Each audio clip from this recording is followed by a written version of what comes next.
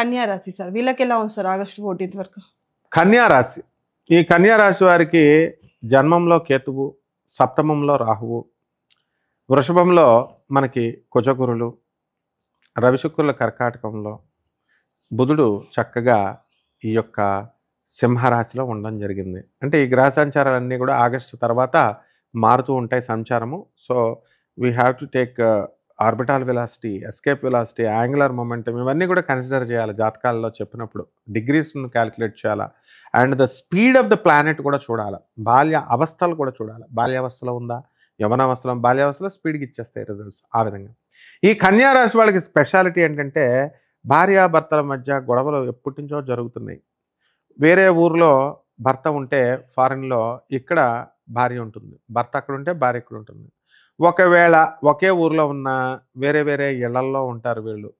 పోనీ ఒకే ఇంట్లో ఉంటే వేరే గదుల్లో వీళ్ళు ఉంటారు. ఒకళ్ళొకళ్ళు మాట్లాడుకోరు అనమాట. ఎందుకని? సప్తమంలో రాహు ఉన్నాడు అక్కడ. ఆ రాహు ఏం చేస్తాడు? గొడవలు పెడతాడు, అనవసరమైనటువంటి అనుమానాలు పెడతాడు.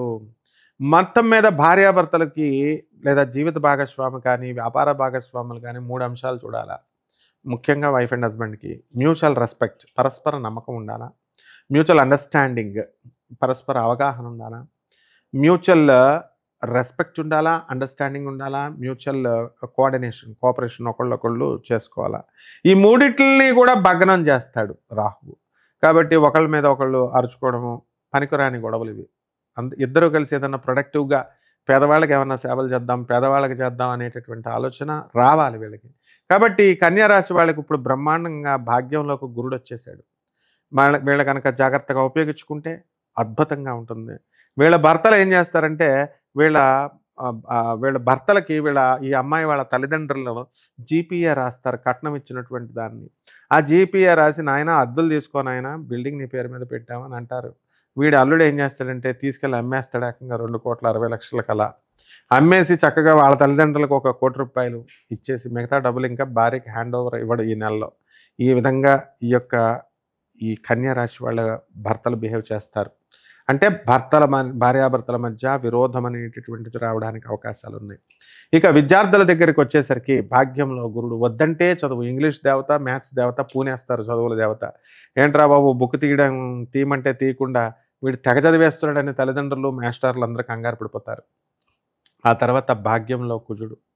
రియల్ ఎస్టేట్ రియల్టర్స్ పాపం ఏమంటే దగ్గరికి వస్తున్నాయండి గురుగారు, అతుక్కోవట్లేదండి, మా దగ్గర ఇంకా కొనట్లేదండి అంటే, కొంటారా మరి? నువ్వు రేట్లు ఎక్కువ చెప్పేసి హైదరాబాద్లో ఉండే రేట్లు తక్కువైతే వీళ్ళ భూమి క్రియేట్ చేసేసారు కోట్లు అని. ఇంకెందుకు కొంటే సాఫ్ట్వేర్ దగ్గర డబ్బులు ఎక్కడ ఉన్నాయి? కాబట్టి రావడం లేదని బాధపడేటటువంటి రియల్ ఎస్టేట్ వ్యాపారస్తులందరికీ కూడా ఈ సంవత్సరం బాగుంటుంది, ఈ నెలలో బాగుంటుంది. పికప్ ఉంది. 9th హౌస్లో కుజుడు వచ్చాడు. ఆ తర్వాత కాళ్ళ నొప్పులు, మోకాళ్ళ నొప్పులు కన్యారాశి వాళ్ళకి రావడానికి అవకాశాలు ఉన్నాయి. స్థిర బుద్ధి అనేటటువంటిది ఈ కన్యా రాశి వాళ్ళకి ఈ నెలలో ఉండదు. బుద్ధి చాంచల్యం ఉంటుంది. ఇప్పుడు ఈ పని చేద్దాం అనుకుంటారు, కొంచెంసేపటికి ఉండదు.